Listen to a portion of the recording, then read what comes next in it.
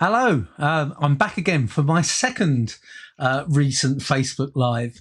As promised earlier today, I've sort of approached a few of my friends who I've interviewed for Just Ask because there's some fantastic stories that I want to share with you and really get them in their own words. So the first person I spoke to was Billy Schwer. Billy is a former world light-welterweight boxing champion.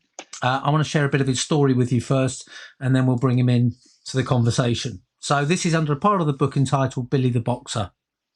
One person who let the rage and despair take over was former world welterweight boxing champion Billy Schwer. When Billy lost his hard-won world title after a bruising 11-round battle with Argentinian Pablo Sarmiento in July 2001, his life went off the rails. My whole life I'd been Billy the Boxer. Now I was just Billy. I didn't know who Billy was, he told me. The end of the road for me was when I was in hospital once I lost the world title. There was no way back from there. It was different. I went through a really tough time. I went through an identity crisis. I really struggled. I could not see a future for myself outside of a boxing ring. I was lost and I felt alone and empty.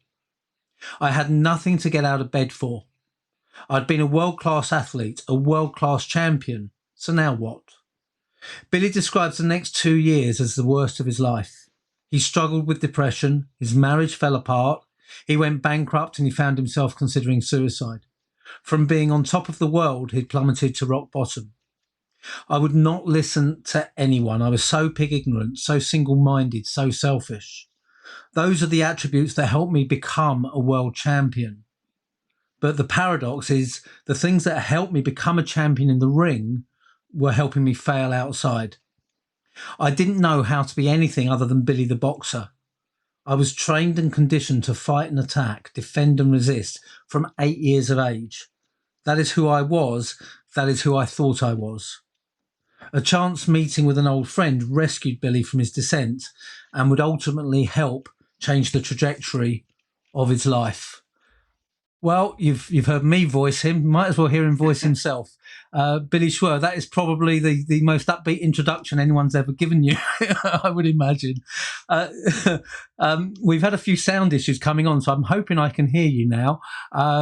Let's get ready to rumble. Let's get ready to come out fighting. Tell us more about sort of that 2 year journey. You got your copy. That's brilliant. I'm in. I'm in it. You're in. You're in. Congratulations. Thank you very much. Tell us about your journey and tell us about how your life changed trajectories. I left it from that extract there.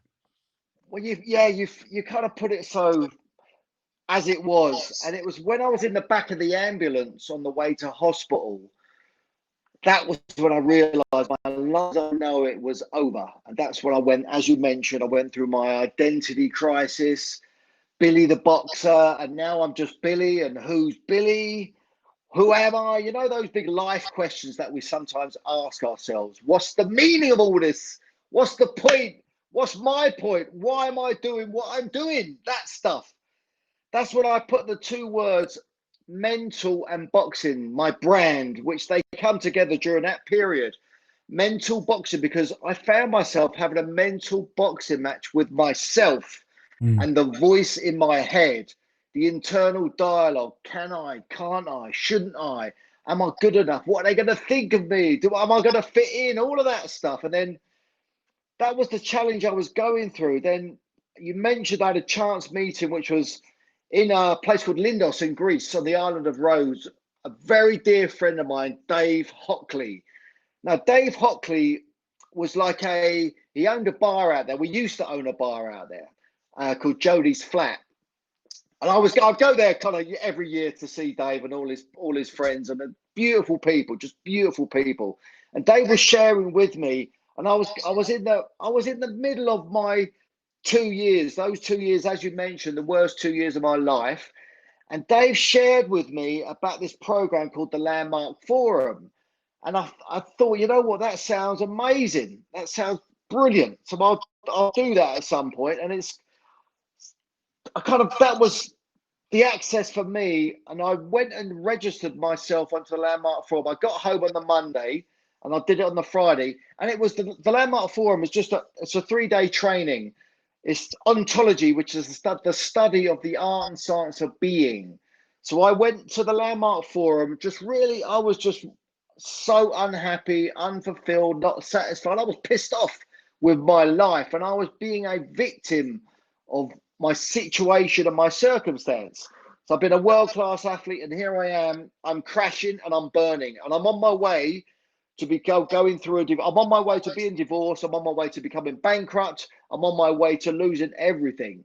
And it was in that moment that I realized, and that's when I started to transform myself. And that's the journey that I've been on for the last 18 or so. Yeah, 17, 18 years. I've been on that transformational journey for my own self.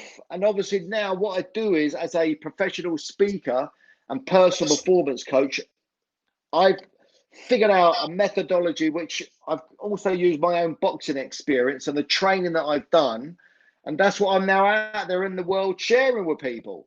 And that's now what I do. And it's all thanks to Dave, who introduced me to the Landmark Forum. Then that transformed my life.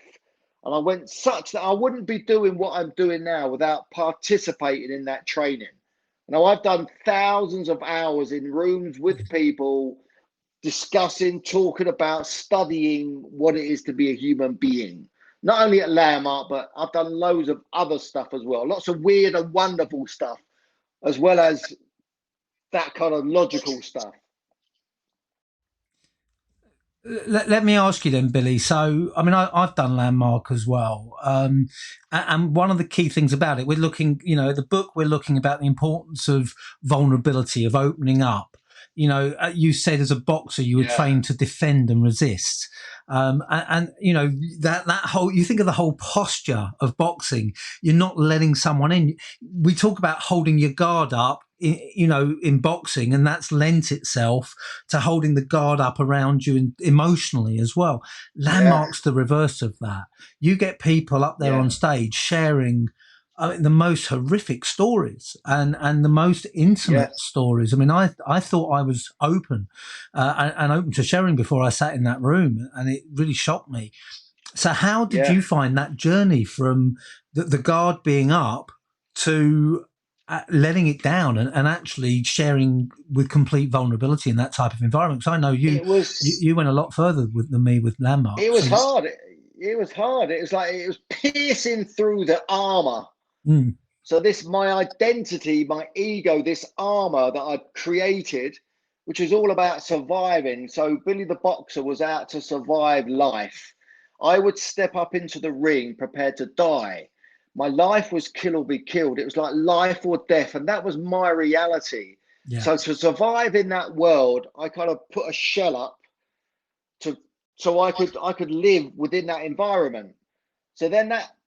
So from that training from a kid of 8 years of age, so from 8 right the way through to when I retired 31, I just trained and conditioned myself to not show any emotions, not to feel anything, because feeling or showing emotions was a sign of weakness as a boxer. So I didn't show any of that. So I was just like a shell. And that's how I would survive in the ring and in life. But what I found was what had me be a champion in the ring just wasn't serving Billy outside of the ring. But Billy didn't know who Billy was, but it was Billy the Boxer. So Billy the Boxer was no longer serving Billy. And then that's what caused me all the problems, because I didn't know how to be anything other than Billy the Boxer. And it just doesn't work in life. Ask my ex-wife. She'll tell you. But I didn't know how to be anything other than Billy the Boxer. Fight, defend, attack, resist, confront. Rah, rah, rah, rah. I was right, dominating. That's who I was. And it wasn't until I crashed and burned and had a breakdown. I had a mental breakdown, and I eventually realized, well, I looked in the mirror and I kind of looked at myself and said, this ain't working. You need to change, because life is not working. And what's not working? I'm not working. So I got responsible. Here's the thing that I got that for myself was when I say it to you, we kind of know this, that you are fully responsible for your life.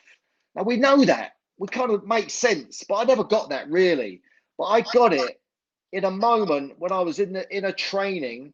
It like hit me like a ton of bricks. I really got, I am fully responsible. It's down to me. So in that moment, the future started to occur different because what I got responsible. So then what happened was the victim that I was being started to disappear because I got my power back. I was robbed of my power because when I was retired from boxing, my power disappeared. I allowed it to disappear. So that was gone. So I was powerless. So when I got fully responsible, I regained my power, and then the future started to occur different. My past was the past. I allowed that to stay where it was and got it complete, and it was what it was. There was things that I wish I could change, and I wish I could take things back that I had said, but I couldn't do that. I got okay and comfortable with what I had, what I did in the past. And I like for my example about my wife, I got complete with my wife. I went and made amends in lots of different areas of my life. So it allowed me then to move forward with freedom. I want to be free. I want to feel good. That was my main thing because when I was going through my depressive episodes, I was saying to myself every day, I just want to feel good. I want to feel good. And that's what I've now got. I'm Andy, I am a 10 out of 10. I'm living a 10 out of 10 life. I'm happier, more fulfilled and satisfied now than I've ever been before. And that's because I've done the inner work for me to really get clear and create and design an exciting future that I'm living into. And it's not based upon the past. It's a creation all the time. And I'm fully responsible for that. And then I get to share that with people. And that's what I've created a win-win situation scenario. I'm coaching people. I'm transforming their lives and I get transformed myself. So it just loops around. So I've created my life and I'm living and breathing the work. And that's why I can say I'm a 10 out of 10. I feel great. I feel really great. And that's absolutely fantastic to hear, particularly where you came from. And one of the things that comes through is, and it came through in our initial conversation for the book as well, is the amount of that work that you did yourself, and you took responsibility for what you did. And one of the things that I asked you about for the book was the role of the team, the corner. I've always been fascinated by the fact that we see boxing as an individual sport, but you have the team around you, you have your corner. And I talk about that metaphor in the book. I'd love to hear you share again what you said to me there about the individual roles of the corner and then the boxer themselves when they go into fight. And then, how's that played out in the latter part of your journey where you're clearly feeding off the energy of other people, even while you're taking responsibility yourself? Yeah. And I like to ask, who's in your corner? I ask people, who's in your corner? Who's got your back? Now, as a boxer, we step up into the ring. We got a team of people around us. The first bell goes, they all step backwards and we step forward. So we enter into the competition, the fight on our own. But then if you think about the lead up to that moment, it's months and months, years of preparation, training, development over time. And I was so grateful that I had a great team of people around me. My dad was always in my corner. He's been in my corner inside the ring and outside the ring. I had a great boxing trainer, gentleman Jack Lindsay. He was an absolute gentleman. I had one of the best cuts man in my corner, Denny Mancini. Mickey Duff was my manager. I had a fitness coach, Andy Young. There was loads of people who supported me. I was having osteopathy, physio every week. These people enabled me to arrive at fight night in the best possible condition that I could be in. And without those and without the team, we can't achieve anything on our own. But So the what other, now is so the go way on. that I look at my role now is that. So I work with people and I talk about the fighting environment. So when you're a boxer, you're in the ring, you're the one in there, but your trainer is in the corner looking up at you, and he's looking and watching. He's watching every move that you make, and he's watching your opponent, so he can see things that you can't see because you're so in the thick of it. So then you come back to your corner. That's what I do. People, we come back to my corner, you regroup, and then you get advice and guidance. So I'm a guide for people. So my life experience was such that I've got some great knowledge and a wealth of wisdom that I've now got as a 51-year-old man to share with people, but in a unique way. The people that it's like a boxing metaphor. And I've generally worked with men because a lot of men get what I'm talking about. And I can give them an access to a different future from the way that I'm speaking and the way that I share with them and the techniques that I give them for them to create completely different futures for themselves. And that's what excites me so much, because I love them getting the results that they want for themselves, because I get to live through them. Lost your sound now, Billy. We've lost your sound again. I'm hoping it will come back, but we got it was just at the very end there. I think that Okay. I mean I think we got you back now. That there were two things that I wanted to sort of reinforce from what you said, and what you said for the book as well, is that number one is that, you know, we see boxing as an individual sport, but as you say, no one can succeed without that team in their corner. The other thing you were very clear about when we talked for the book was that however good your corner is, once the bell rings, you're the one facing someone trying to punch your lights out.